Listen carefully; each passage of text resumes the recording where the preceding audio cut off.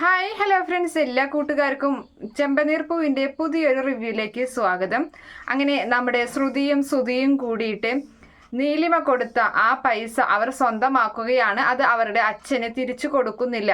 അങ്ങനെ അവൾ അത് സ്വന്തമാക്കിയതിന് ശേഷം പുതിയൊരു ബിസിനസ് ഒക്കെ തുടങ്ങാമെന്ന് വിചാരിക്കുകയും ചെയ്യുന്നുണ്ട്. അതിനിടയിലാണെങ്കിൽ ശ്രുതിയെ കാണാനായിട്ട് ആ PA വരികയാണ്. നവീൻ വരുന്നുണ്ട്. അങ്ങനെ നവീൻ പറയാണ്, എത്രയും വേഗം എനിക്ക് 1,00,000 രൂപ എനിക്ക് തന്നോളണം, നീ ഇല്ലെങ്കിൽ നിന്റെ കാര്യത്തിൽ ഒരു തീരുമാനം ഞാൻ ഉണ്ടാക്കും എന്നൊക്കെ ഇങ്ങനെ പറഞ്ഞ് ദേഷ്യപ്പെട്ടിട്ട് അവനങ്ങനെ പോകുന്നുണ്ട്. എന്തായാലും ശ്രുതി പെട്ടു പോവുകയാണ്. അതിനുശേഷമാണെങ്കിൽ വീട്ടിലെത്തിയിട്ട് റൂമിലാണെങ്കിൽ ശ്രുതി അങ്ങനെ ഇരിക്കുന്നുണ്ട്. അപ്പം ശ്രുതി വരുമ്പോൾ ഫോണിൽ ഇങ്ങനെ നോക്കിക്കൊണ്ടിരിക്കുകയാണ്. അപ്പം എന്താ നോക്കുന്നത് എന്ന് ചോദിക്കുന്നുണ്ട് ശ്രുതി. അപ്പം പറയാണ്, ഞാൻ നമ്മുടെ ഈ നാട്ടിലെ ഏറ്റവും കോടീശ്വരനായ, അതായത് ഈ ലോകത്തിലെ ഏറ്റവും കോടീശ്വരന്മാരുണ്ടല്ലോ, അവരുടെ പ്രൊഫൈലും കാര്യങ്ങളൊക്കെ ഒന്ന് നോക്കുകയായിരുന്നു. അവർ ഏത് ബിസിനസ് തുടങ്ങിയിട്ടാണ് ഇങ്ങനെ സക്സസ് ആയത്, അപ്പം അതുപോലൊരു ബിസിനസ് നമുക്ക് തുടങ്ങാലോ എന്നൊക്കെ ഇങ്ങനെ ശ്രുതി പറയുന്നുണ്ട്. അതിൻ്റെ ഒന്നും ആവശ്യമില്ല, നമുക്ക് കൊക്കിലൊതുങ്ങുന്നത്, നമുക്ക് നല്ലതാണെന്ന് തോന്നുന്നത് മാത്രം അത് ചെയ്താൽ മതി എന്ന് പറയാണ്. അങ്ങനെ ശ്രുതി പറയുന്നുണ്ട്, അതെ, എൻ്റെ കൂട്ടുകാരുണ്ടല്ലോ, ആ പാർക്കിലുണ്ടായിരുന്ന അവൻ ഒരു കാര്യം പറഞ്ഞായിരുന്നു. അവൻ പറയുകയാ, നമ്മുടെ കയ്യിലുള്ള പൈസ അത് പലിശയ്ക്ക് കൊടുക്കുകയാണെങ്കിൽ ഒരുപാട് പൈസ നമുക്ക് സമ്പാദിക്കാൻ കഴിയുമെന്ന് അവൻ പറയുന്നതെന്ന് പറയുമ്പോൾ ശ്രുതി പറയുന്നുണ്ട്, അയാളുടെ വാക്കൊക്കെ കേട്ട് നിങ്ങൾ ഓരോ കാര്യങ്ങൾ ചെയ്യാൻ നിൽക്കണ്ട, അതൊക്കെ ഭയങ്കര റിസ്ക്കാണ്. തന്നെയല്ല, ഈ പലിശയ്ക്ക് കൊടുത്തു കഴിഞ്ഞാൽ അത് തിരികെ കിട്ടോ എന്നൊന്നും ഒരു ഉറപ്പുമില്ല, ചിലപ്പോൾ ആ പൈസ നഷ്ടപ്പെടാനും മതി എന്ന് പറയുന്നുണ്ട്. അപ്പോൾ ആ സമയത്ത് പെട്ടെന്നാണ് ശ്രുതിക്ക് ഒരു കാര്യം ഇങ്ങനെ ഓർമ്മ വരുന്നത്. മറ്റൊന്നല്ല, നവീൻ 1,00,000 രൂപ ചോദിച്ചല്ലോ, ആ ഒരു കാര്യം. അപ്പോൾ ശ്രുതി ചോദിക്കുകയാണ്, എന്താ നീ ആലോചിച്ച് നിൽക്കുന്നതെന്ന് ചോദിക്കുമ്പോൾ, ഒന്നുമില്ല, ഞാൻ ശ്രുതി പറഞ്ഞ കാര്യത്തെക്കുറിച്ച് ആലോചിക്കുകയായിരുന്നു. ശ്രുതിയുടെ ആലോചന കുഴപ്പമൊന്നുമില്ല, പക്ഷെ നമുക്ക് വിശ്വസ്തരായ ആൾക്കാർക്ക് മാത്രമേ കൊടുത്താൽ മതി, നിന്റെ ആ കൂട്ടുകാരനൊന്നും കൊടുക്കണ്ട എന്ന് ശ്രുതി പറയുന്നുണ്ട്.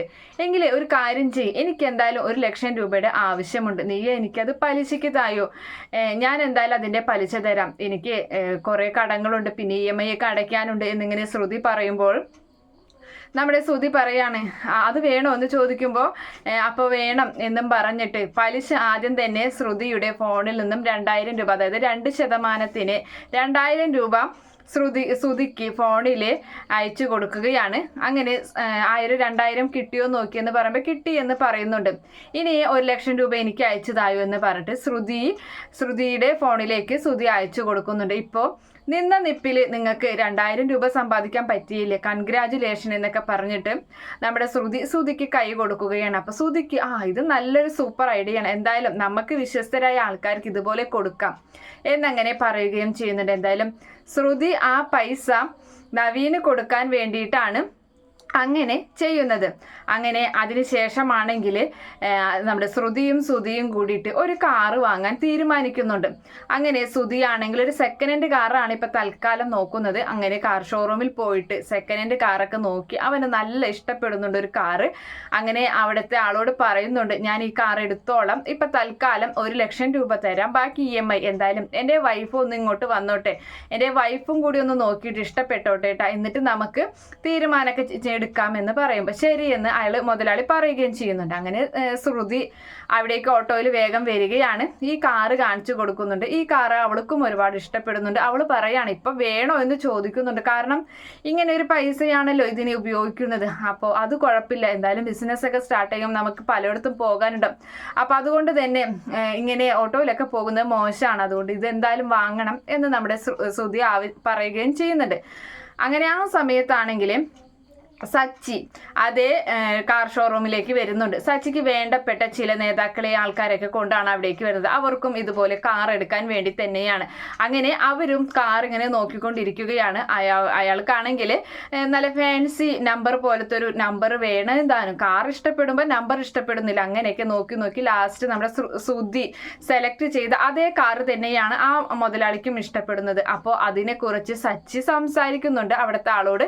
അപ്പോൾ ആൾ പറയാണ്, അയ്യോ ഇതൊരു നല്ലൊരു ജോലിയുള്ള ഒരാൾ നോക്കി വെച്ചിട്ടുള്ളതാണ് എന്ന് പറയുമ്പോൾ അത് ആരാണെന്ന് ചോദിക്കുന്നുണ്ട്. അങ്ങനെ ആണ് ശ്രുതിയെ കാണുന്നത്. അപ്പൊ സച്ചി അയാളോട്, അതായത് ആ കാർ ഷോറൂമിന്റെ ആളോട് പറയുന്നുണ്ട്, അതെ ഇവന്റെ കയ്യിൽ കാറ് കൊടുത്തു കഴിഞ്ഞാൽ ഇവൻ ഒന്നും തിരികെ തരില്ല. തന്നെയല്ല, ഇവൻ ഇൻസ്റ്റാൾമെന്റ് ആയിട്ടല്ലേ പറയുന്നത്.